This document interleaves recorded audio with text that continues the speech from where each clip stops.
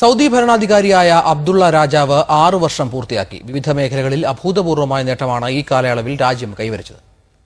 അബ്ദുള്ള രാജാവ് സൗദി ഭരണാധികാരിയായി ചുമതലയേറ്റിട്ട് ഹിജറ കലണ്ടർ പ്രകാരം 6 വർഷം പൂർത്തിയായി.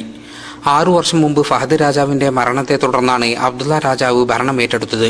അബ്ദുള്ള രാജാവിന്റെ നേതൃത്വത്തിൽ സാമ്പത്തികമായി വൻ വളർച്ച കൈവരിച്ച രാജ്യത്ത് വിദ്യാഭ്യാസം, കൃഷി, ആരോഗ്യം തുടങ്ങിയ മേഖലകളിലും ഒട്ടേറെ പുതിയ പദ്ധതികൾ ആരംഭിച്ചു. ഇന്ത്യയുൾപ്പെടെ വിദേശ രാജ്യങ്ങളുമായുള്ള ഉഭയകക്ഷി ബന്ധം കൂടുതൽ ശക്തിപ്പെട്ടു. ലോകം സാമ്പത്തിക മാന്ദ്യത്തിന്റെ പിടിയിലമർന്നപ്പോഴും മേഖലയിലെ ഏറ്റവും വലിയ സാമ്പത്തിക ശക്തിയായി സൗദി അറേബ്യ നിലകൊണ്ടു.